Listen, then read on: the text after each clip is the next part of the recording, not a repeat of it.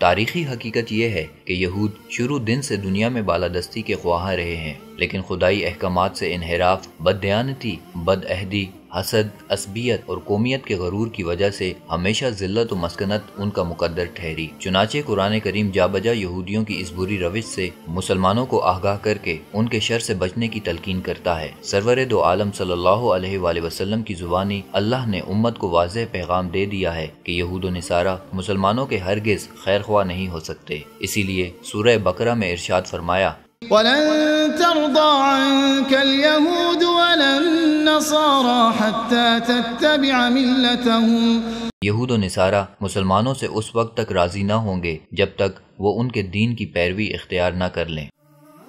چنانچہ اس پس منظر میں دیکھا جائے تو آج دنیا میں یہودیوں کی ترجمانی اسرائیل کر رہا ہے۔ دنیا میں 15 ملین کے لگ بھگ یہودی آباد ہیں، جن میں سے 6 ملین سے زیادہ یہودی اسرائیل میں اور 5 ملین کے قریب امریکہ میں آباد ہیں۔ اگرچہ دنیا بھر کے یہودی اسرائیل کو مقدس زمین سمجھ کر اپنا پیشوا مانتے ہیں، لیکن اندرون خانہ یہودیوں میں شدید قسم کی فرقہ واریت پائی جاتی ہے۔ بہرحال شدید قسم کی فرقہ واریت کے باوجود دنیا بھر کے یہودی اسرائیل کے لیے یکجا اور متحد نظر آتے ہیں۔ ایک طرف یہودیوں کی باہمی اخوت کا یہ عالم ہے، دوسری طرف مسلمانوں کی افسوسناک صورتحال ہے، جہاں اجتماعی سطح سے لے کر انفرادی سطح تک باہمی اختلافات اور تنازعات کی لمبی داستانیں ہیں۔ چنانچہ خلیجی اسلامی ممالک کا حالیہ تنازع اسلام دنیا میں ایک بدنما داغ ہے، جس کی وجہ سے بین الاقوامی سطح پر عالم اسلام کی خوب جگ ہسائی ہو رہی ہے۔ پس اسرائیل کے اسلامی دنیا کے ساتھ تعلقات کا مختصراً جائزہ لیا جائے تو اب تک مجموعی طور پر اقوام متحدہ کے 32 رکن ممالک نے اسرائیل کو تسلیم نہیں کیا، جن میں 19 ممالک عرب لیگ کے، 11 ممالک OIC کے رکن ہیں، جبکہ 3 دیگر ہیں،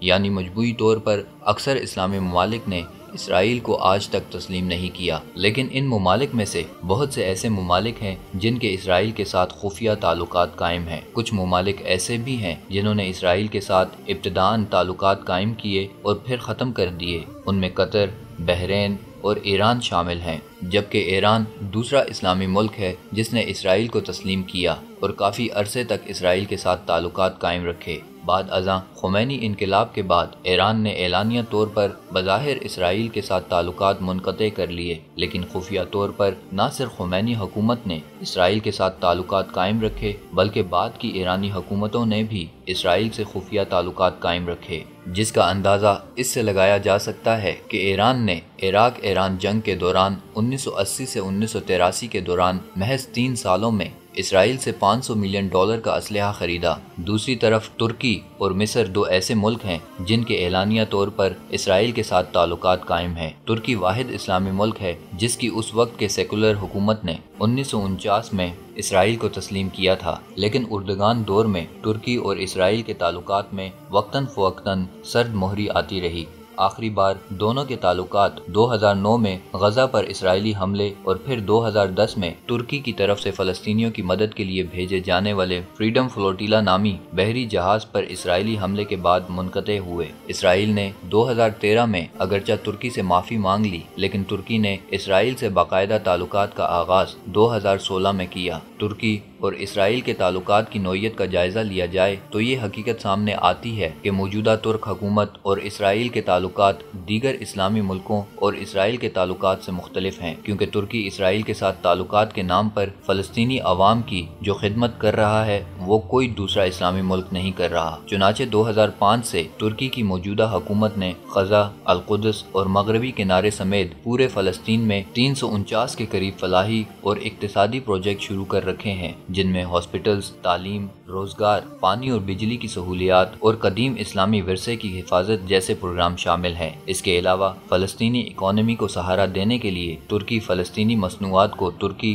اور دیگر ملکوں تک پہنچانے میں بھی مدد دے رہا ہے۔ چنانچہ صرف ترکی میں $500 ملین کی فلسطینی مصنوعات ہر سال درآمد کی جاتی ہیں۔ فلسطین کی معیشت کو مضبوط بنانے کے لیے ترکی نے حال ہی میں ایک کانفرنس منعقد کی جس کا عنوان تھا کہ ترکی دنیا میں فلسطین کا دروازہ ہے، اس کے ذریعے فلسطینی عوام کی خدمت کی جا رہی ہے۔ جبکہ حیرت انگیز بات یہ ہے ترکی وہ واحد ملک ہے جو آج بھی فلسطینیوں کو بخوبی نیشنلٹی دیتا ہے۔ اس کے علاوہ ترکی وقتاً فوقتاً فلسطینی مظلوموں کے لیے ضروریات زندگی سے لدے بڑے بڑے جہاز بھیجتا رہتا ہے۔ حال ہی میں ترکی نے فلسطین کو $10 ملین کی خطیر رقم دی ہے۔ ان حقائق کی وجہ سے ترکی اور اسرائیل کے تعلقات کو دیگر اسلامی ملکوں کی بنسبت ایک الگ حیثیت حاصل ہے، جس میں اب تک ترکی چالاکی سے کامیاب جا رہا ہے۔ دوسری طرف مصر واحد اسلامی ملک ہے جس کی طویل سرحد اسرائیل کے ساتھ لگتی ہے۔ ابتدا میں دونوں ملکوں کے تعلقات سخت کشیدہ رہے، پھر 1979 کے امن معاہدے کے بعد دونوں ملکوں میں تعلقات بحال ہو گئے۔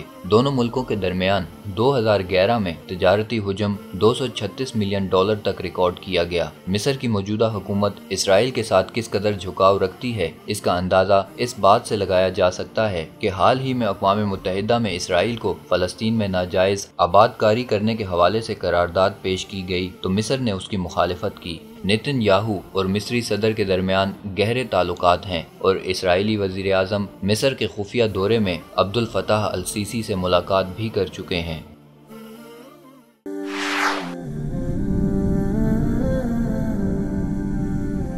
وصال اردو، حق کا راہ